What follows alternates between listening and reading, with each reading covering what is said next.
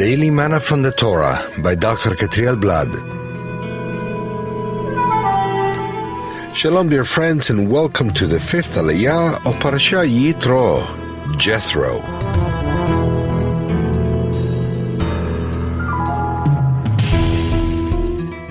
This fifth aliyah is found in Exodus 19 from verse 7 to verse 19.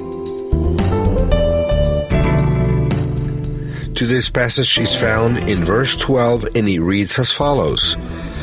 Put limits for the people around the mountain and tell them, be careful that you do not go up the mountain or touch the foot of it. Whoever touches the mountain shall surely be put to death.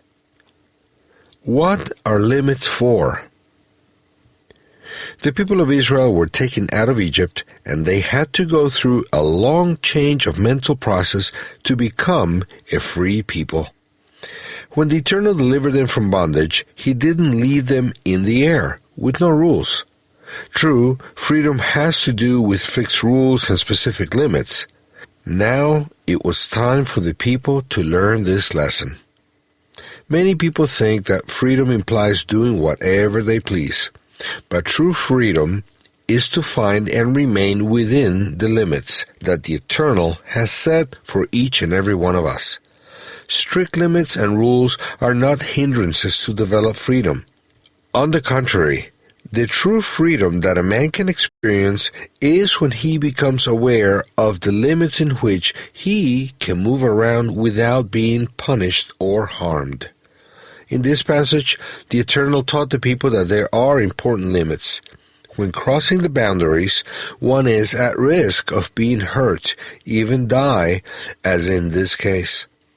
In the middle of the road, there is a line that divides both lanes. When crossing the line, one is much more at risk of having an accident. Divisions are there to protect and to grant freedom.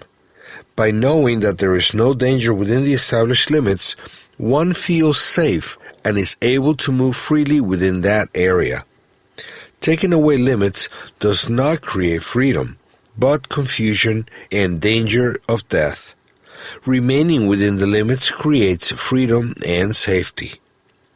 May the Eternal help us understand what are the limits and to stay within them for our own freedom and safety.